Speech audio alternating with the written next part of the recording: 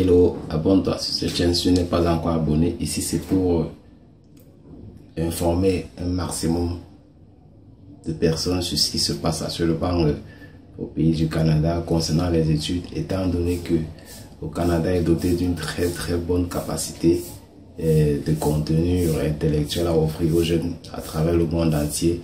Aussi un très bon pays pour pouvoir vous former avec qualité et professionnalisme les étudiants du monde entier. Actuellement, il y a une petite turbulence au niveau des données, on peut le dire, parce que beaucoup de personnes ont déposé les demandes déjà de visa et aussi beaucoup réussissent aux bourses et n'arrivent pas à finaliser jusqu'à obtenir leur visa pour aller du côté du Canada. Ce système est fait de telle sorte que le Canada a constaté que depuis les 7 dernières années ici, la demande d'études a complètement triplé, voire quadruplé. La demande de pouvoir aller étudier de ce côté a quasiment triplé.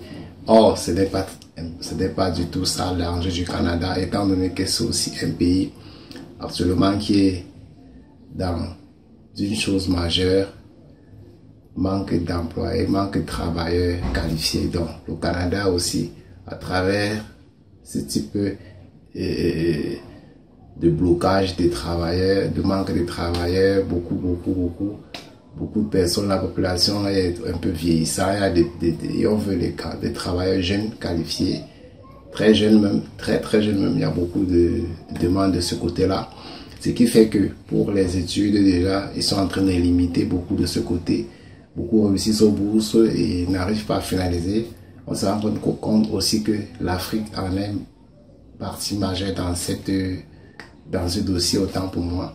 Beaucoup de demandent mais n'arrivent pas à aller. Et actuellement, pour pouvoir contrecarrer ce problème-là, il faut avoir trois choses. Il faut maîtriser trois choses. Il faut avoir trois techniques, autant pour moi. La première technique est celle de lorsque tu réussis à ta bourse, celle qui marche. Lorsque tu réussis à ta bourse maintenant, tu demandes à ce qu'on te donne le visa. Si on ne te donne pas le visa, tu peux passer maintenant par la procédure de pouvoir demander résidence permanente pour aller étudier, pour aller trouver le permis de travail, pour aller directement de ce côté-là. Ça pourra être bénéfique pour toi. La deuxième technique, c'est celle de lorsque tu peux réussir ta bourse et que tu es refusé, tu peux soit décider d'insister, toujours d'insister que on puisse valider, à te donner un visa. C'est aussi une alternative. Insister chaque fois, chaque année, tu sais d'avoir des bourses. Si tu veux faire des études et être subventionné, avoir tes assurances, tes allocations, des trucs maladie, donc beaucoup d'autres choses, surtout ceux qui sont en Afrique et qui veulent aller de ce côté avec des bourses. C'est ça leur objectif principal: être suivi à la lettre, être suivi à 100%. Donc pour ceux-là, pour ceux qui sont dans la deuxième technique, il faut insister chaque fois pour qu'on puisse valider, parce que au final on valide pour d'autres personnes. Donc on va dire que dans certains continents, sur 50 millions de demandes, au moins c'est quasiment 17 millions sont validés. Donc vous pouvez insister pour qu'on puisse valider votre visa. C'est très important.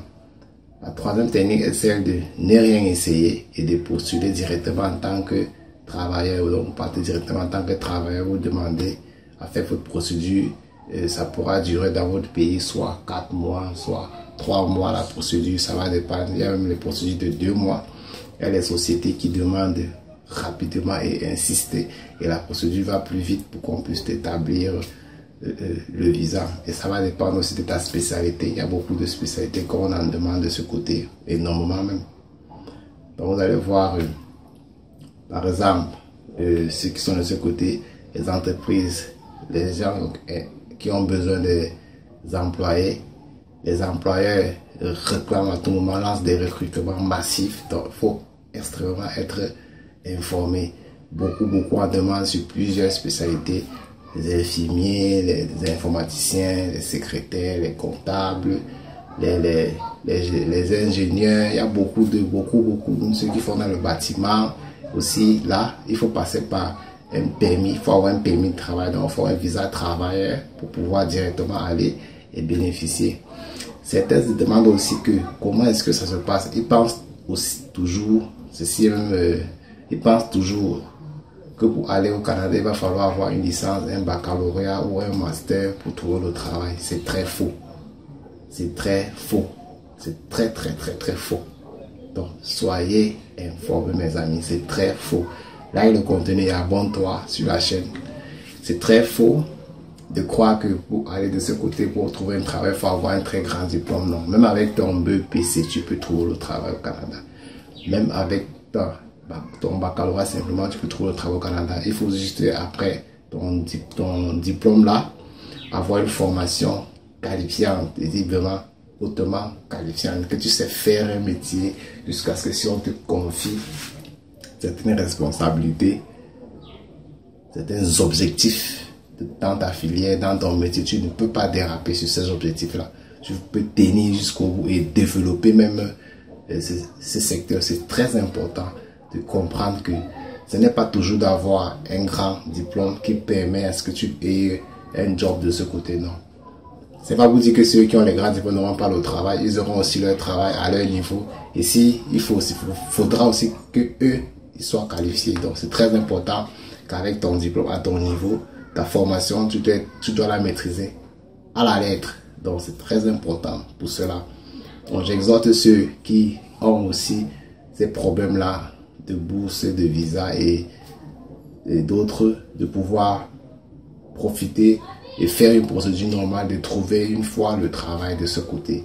Ça pourra être aussi hautement bénéfique pour vous parce que avec le travail, tu auras ton logement, tu pourras aussi faire un peu d'économie, tu vas connaître des gens, tu vas te frotter sur des communautés rurales accueillantes, tu auras des connaissances, tu auras des collègues de service, beaucoup de choses peuvent être destinées à ton destin de ce côté. Donc, c'est très important.